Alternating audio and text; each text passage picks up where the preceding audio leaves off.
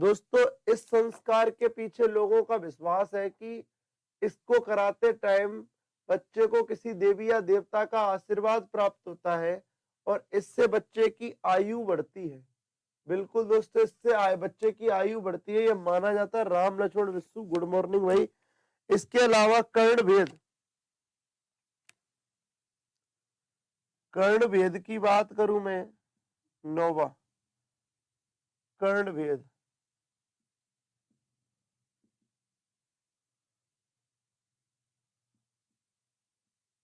बच्चे के जन्म के तीसरे या पांचवें वर्ष में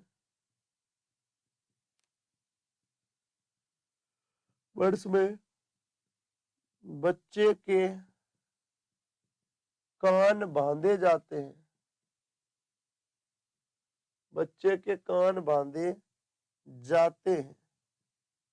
इसे क्या कहते हैं? कर्ण भेद। क्या कहते हैं दोस्तों? कर्ण भेद।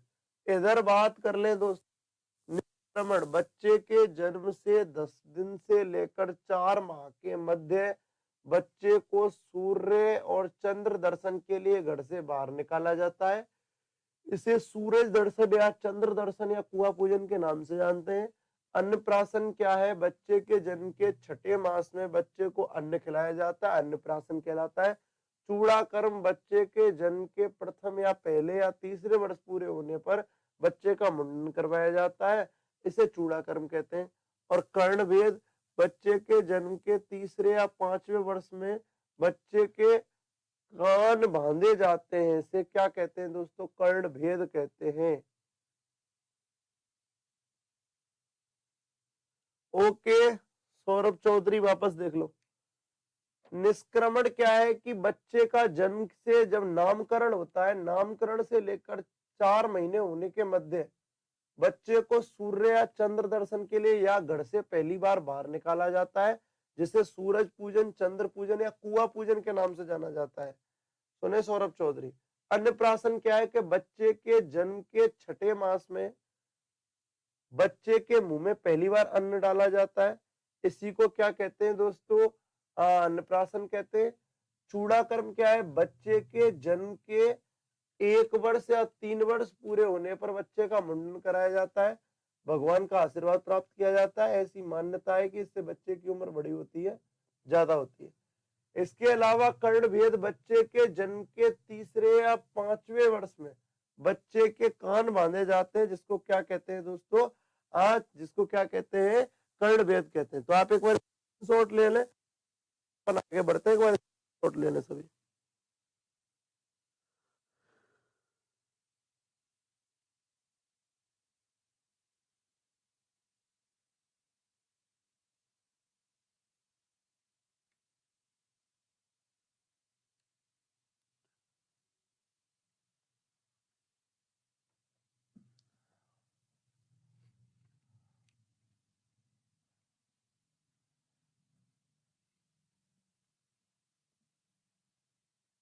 अपन दोस्तों 16 संस्कार देखने, 9 संस्कार हम देख चुके हैं। 10वां संस्कार विद्यारंभ। विद्यारंभ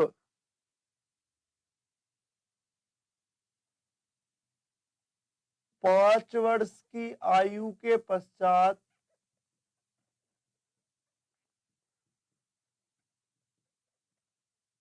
5 वर्ष की आयु के पश्चात जब बच्चे को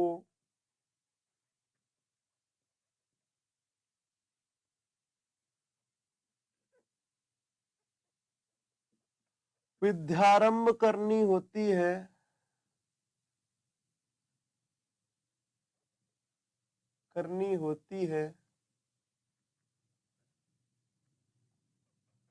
तब यह संस्कार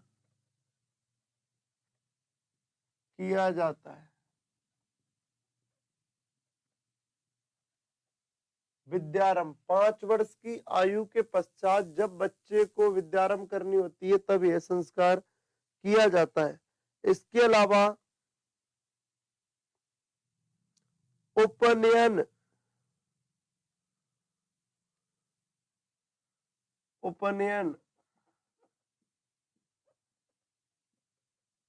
उपनयन यह संस्कार ब्राह्मण वर्ग में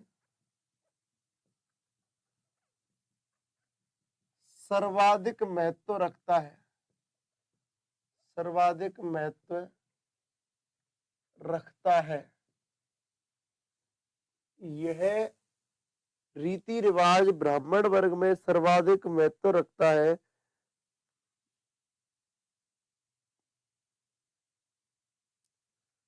इसे यज्ञोपवीत संस्कार भी कहते हैं।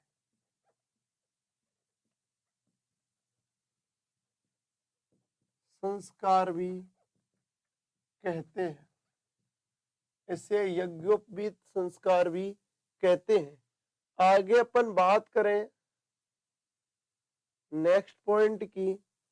आगे अपन ने देखा कि ये उपनयन, सौरभ चौधरी बता तो रहा हूं यार, देख लो, उस पर कंटिन्यू में लगातार पढ़ा रहा हूं। आगे अपन बात करें दोस्तों वेदारंभ,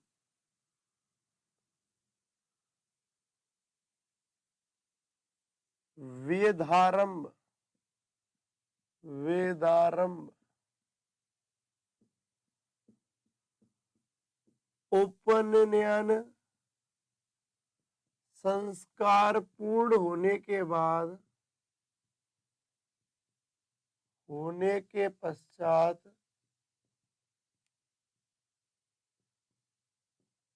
उपनयन संस्कार पूर्ण होने के पश्चात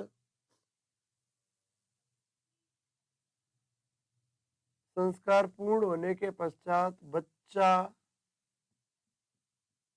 गुरुकुल में रहता है, गुरुकुल में गुरु के सानिध्य में रहता है, गुरु के सानिध्य में रहता है,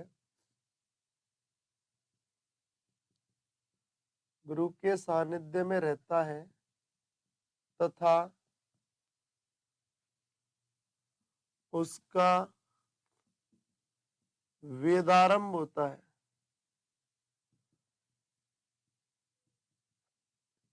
तथा उसका क्या प्रारंभ होता है दोस्तों? वेदारंभ प्रारंभ होता है।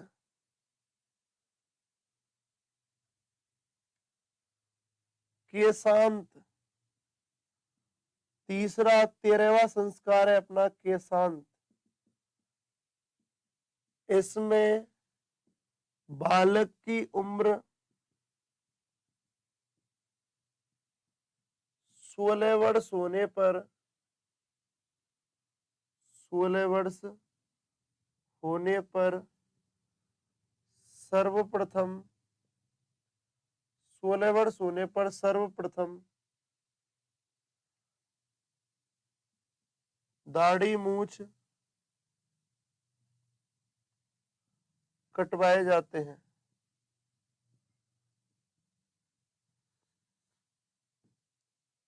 दाढ़ी मूछ कटवाए जाते हैं। अपन रीति रिवाज में 16 संस्कार में 13 संस्कार देख चुके हैं। आगे अपन बात करें, गुड मॉर्निंग सबको, गुड मॉर्निंग, गुड मॉर्निंग। देखें दोस्तों, विद्यारंभ 5 वर्ष की आयु के पश्चात जब बच्चे को विद्यारंभ करनी होती है तब यह संस्कार किया जाता है। उपनयन यह ब्राह्मण वर्ग में सर्वाधिक महत्व रखता है, यज्ञोपवीत संस्कार भी कहते हैं। वेदारंभ उपनयन संस्कार पूर्ण होने के पश्चात बच्चा गुरुकुल में गुरु के सानिध्य में रहता है तथा उसका वेदारंभ होता है, वेदों का ज्ञान चालू होता है। इसके अलावा भी बात करें केशांत, इसमें बालक की उम्र 16 वर्ष होने पर सर्वप्रथम दाढ़ी मूछ कटवाए जाते हैं। वो क्या कहलाता है? केशांत कहलाता है। क्या कहलाता है दोस्तों? केशांत कहलाता है। आप स्क्रीनशॉट ले लें, फिर थोड़ा सा और देख लेते हैं अपन। ले लिया होगा।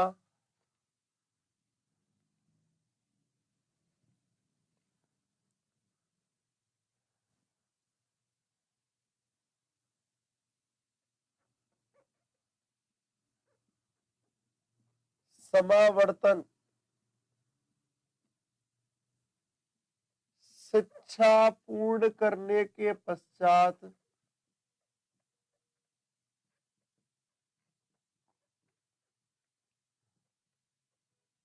बालक अपने घर की ओर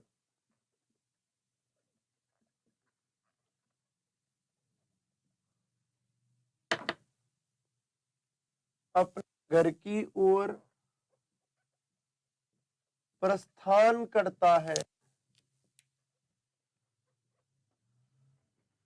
जब बच्चा शिक्षा पूर्ण करने के पश्चात घर लौट कर आता है, कहा दोस्तों सभी के सभी लाइक कर दें।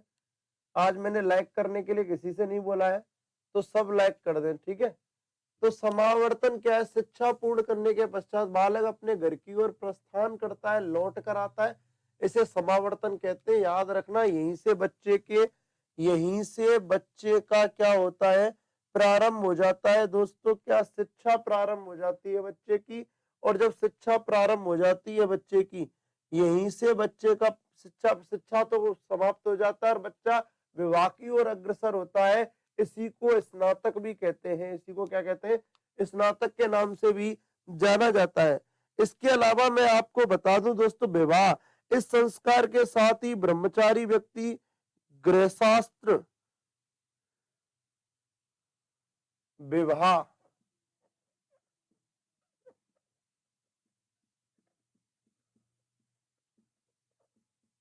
इस संस्कार के बाद पश्चात व्यक्ति गृहस्थ जीवन में प्रवेश करता है। गृहस्थ जीवन में प्रवेश करता है। इस संस्कार के पश्चात व्यक्ति गृहस्थ जीवन में प्रवेश करता है। कौन से जीवन में? गृहस्थ जीवन में प्रवेश करता है। इसके अलावा दोस्तों अपन बात करें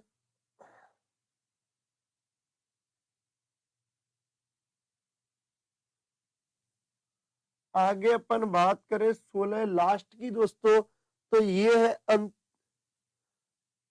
अंत्येष्टि। अंत्येष्टि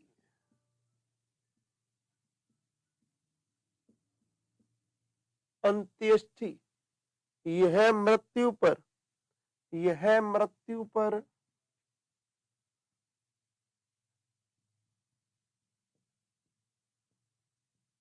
किया जाने वाला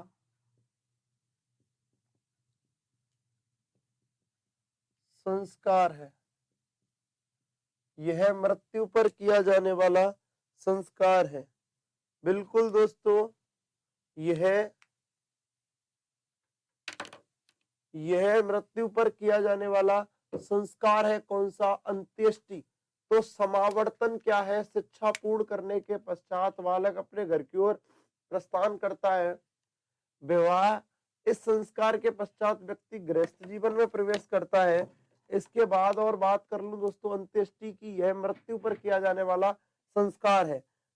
तो ये अपने दोस्तों 16 संस्कार हो जाते हैं हिंदू संस्कृति के अनुसार।